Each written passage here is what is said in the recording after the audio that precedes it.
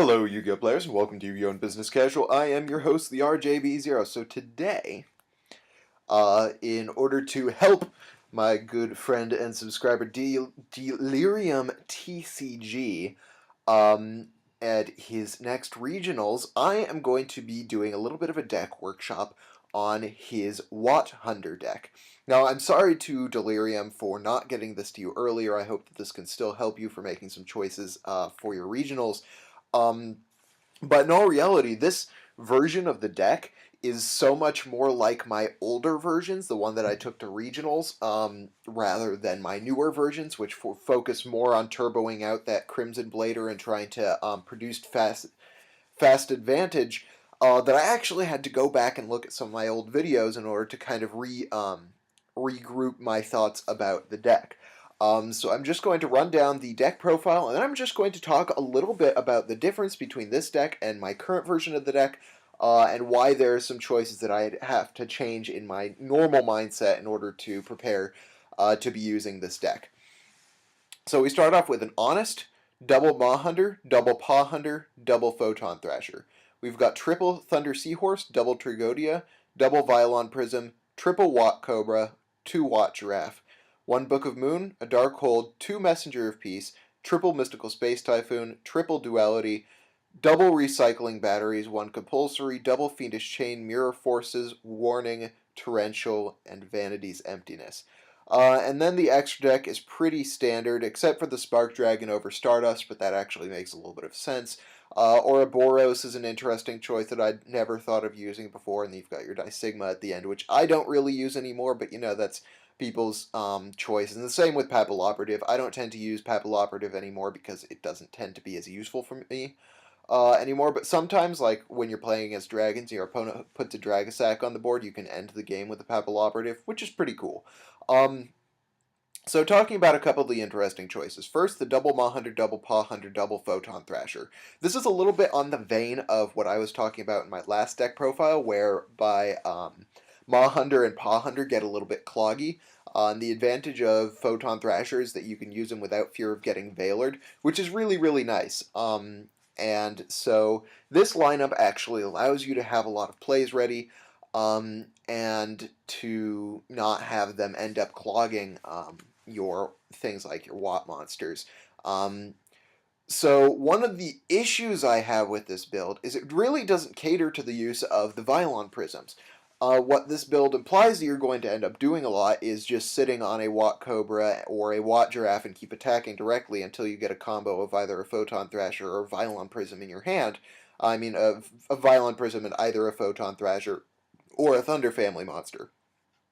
Which, while that's really good, it's going to end up with you being much less likely to actually utilize that Violon Prism than you would normally. In my opinion, I tend to like choosing between a heavier Watt build and focusing on getting Violon Prism out. In this case, it appears that Delirium really wants to focus on the Watt monsters and still have the option of using the Violon Prism. In my opinion, I would at least include another Maw Hunter or another Photon Thrasher in order to cater to the use of Violon Prism, but that's of course absolutely personal choice.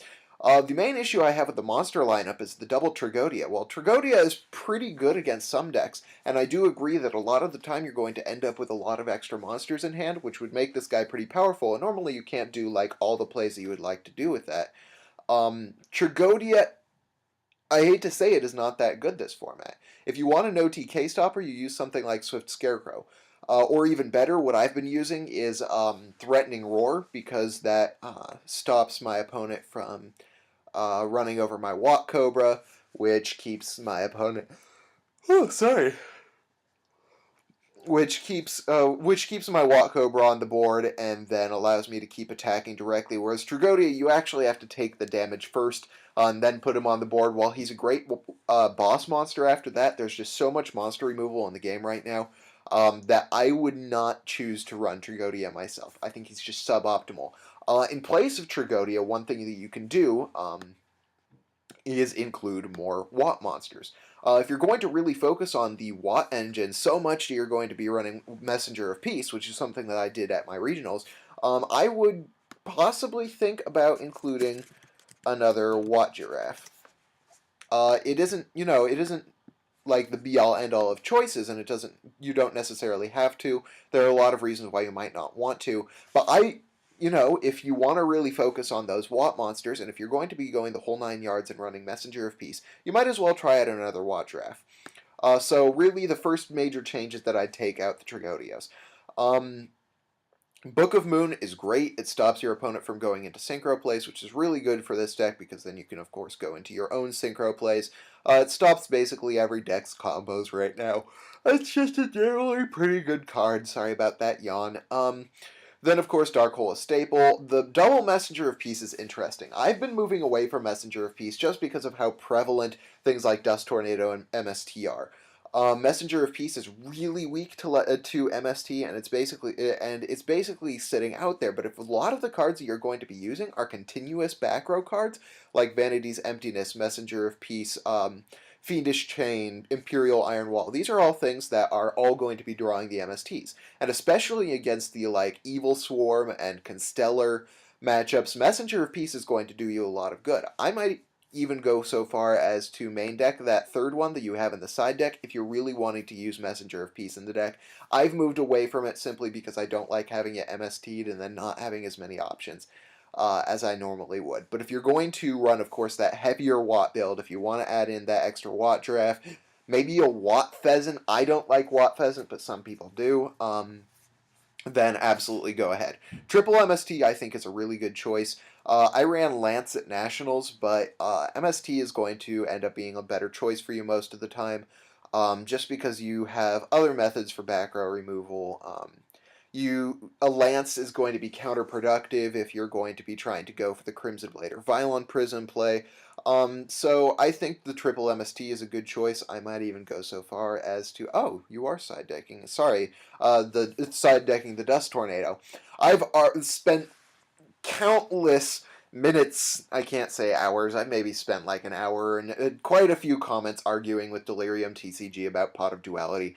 I've never liked Pot of Duality. I don't like having cards in my deck that eat up turns while not producing advantage. See, Thunder Seahorse produces advantage for me. What I can do is I can drop a Thunder Seahorse on the first turn, grab some Watt Cobras, and go +2 by attacking with that Watt Cobra. But Duality doesn't have that same power. If you Duality trying to get a Thunder Seahorse and you don't get the Thunder Seahorse, you're pretty much boned, because that's leaving your Thunder Seahorse for later. You only got a 1-for-1 out of it, and you've been stopped from a play.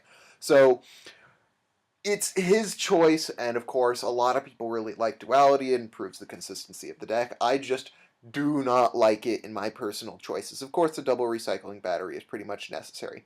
You've got the 1 compulsory and the 2 Fiendish Chain. Now, the Fiendish Chain is an interesting choice. Once again, this is going on the theme of trying to draw out that back row. Draw out those MSTs. Fiendish Chain is very good for the deck in that it can stop your opponent from running over your Watt monsters. And it can also stop your opponent from making further plays. But against a deck like Dragon Rulers, Fiendish Chain isn't actually going to do you a vast amount of good. The reason being, if they put a dragon monster on the board and they decide to, attack, you're not going to Fiendish Chain the Dragon Ruler, because then they're just going to Synchro after that. If you wait for the Synchro, then they're probably still going to have an out available for you. And Fiendish Chain, I'd rather have a card that blanket stops the plays for a turn. Something like, once again, Threatening Roar. Once again, this is a matter of choice, and Dragon Rulers aren't, of course, the only deck in the format. And you have to use cards like this in order to stop things like Constellars. Whew, I am just all yawns today. And Evil Swarms, but I personally would not run it. And the same kind of goes for Mirror Force. There are much better main deck options, in my opinion, than both of these cards. Once again, Threatening Roar is a big main decking option. For this deck. Maining the Imperial Iron Walls is a big deal, and even before I do anything else, I am putting in the double Iron Wall into the main deck. Main decked Iron Walls are crucial, especially if you're going into a competitive format like a Regionals. You absolutely have to have the Iron Walls in there, because let's face it, you're going to be facing dragons, and lots of them. Even if you're facing against Evil Swarms or Constellars, this card stops Sombre and Kyrkion, which is one of their better plays. And it also stops Rescue Rabbit. So all of the plays that give Evil Swarms pluses um, can be stopped through Imperial Iron Wall. So that's really good. Um, Once again, Vanity's Emptiness is another choice that people make. Um, I'm not sure how I feel about it in the main deck, once again, because a lot of the time, unless, once again, you're running absolute Watts, like your plan is to hit them hard with Watts, this card can actually be detrimental to your own strategy, because if your opponent puts something on the board that's too big for you to defend with your Watts from, and you've got this card on the board, like say they put a Blaster on the board, they're just going to run over your Watt monster, and then, you know, yeah, this is going to go away, and then you're in some serious trouble. If you already have like an Xyz monster on the field, sometimes, of course, that problem with the Blaster running over your Xyz monster is still going to be a problem. In fact, that's highly likely, since aside from Ouroboros, Dice Sigma, no, that's pretty much Ouroboros is the only Xyz monster that can survive an attack from Blaster, and then you've got, of course, your Synchro monsters, but that's a different deal. If they don't end up running over your monsters, you're still stuck for a turn, unless, of course, you have a Watt.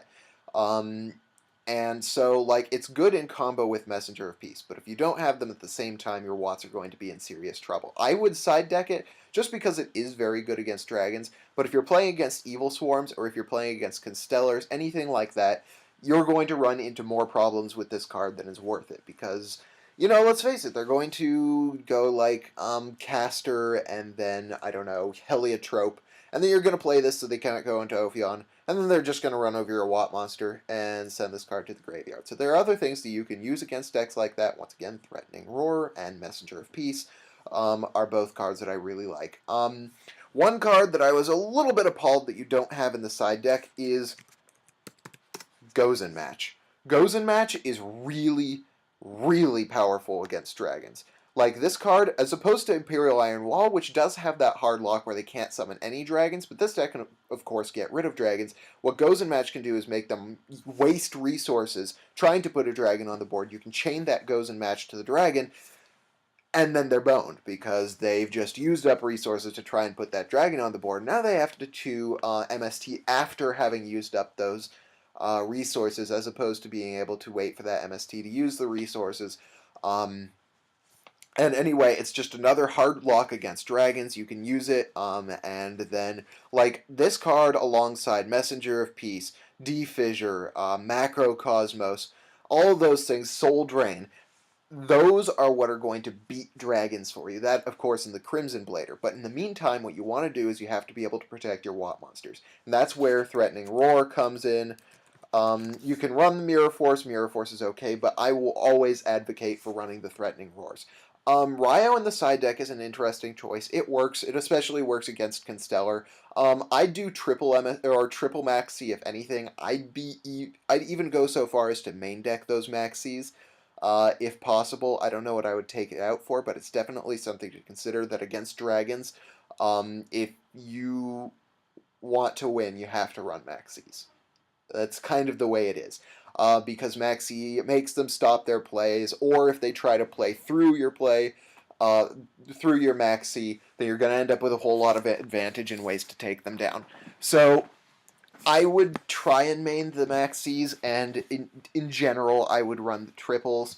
If you're running Eradicator, I would start running Crazy Box in the extra deck, maybe over the Papal Operative or the Die Sigma, because you always want to have access to that Eradicator. You don't want it to be dead. Mind Crush is an interesting choice. I might take it out to side out the Vanity's Emptiness. Ryo does essentially the same thing that Mind Crush does, and Mistake can be even better for the deck for you than Mind Crush because it stops them from making that search in the first place. There are just a couple of choices that I think would be better than Mind Crush in the long run. One thing you might want to consider running is Fossil Dyna. Because if you normal summon that Fossil Dyna and you have the Imperial Iron Wall and stuff like that, and stuff to back it up, then your opponent can't do as much, or you're going to have a pretty good lock on dragons, especially if they don't run those card troopers. So they can of course set their Debris Dragon or their Trigon or their what's it called, Flamvell Guard. And it's going to have that 2,000 defense. but your advantage is that you don't care what monsters they have on the board. They can put as many monsters as they want on the board, and you've of course still got your Watts. So those are my thoughts on Delirium TCG's Watt deck going into this regionals. Let me know what you think, Delirium, and of course all of my other subscribers about that. I of course didn't quite doctor the deck. I talked a lot about a lot of choices, but since it's so late in the game for you, so to speak, that I'd rather give you things to think about before you go into the regional tomorrow, rather than trying to totally change your deck around. So those are my thoughts. Thank you guys for watching. I hope you guys liked the video. If you did, hit that thumbs up button. If you didn't, let me know why in the comment section below. And then, of course, subscribe for more discussion, analysis, and general Yu-Gi-Oh! Shenanigans. Meanwhile, thank you guys for watching Yu-Gi-Oh! and Business Casual. I am your host, the RJB0, and I got a jet.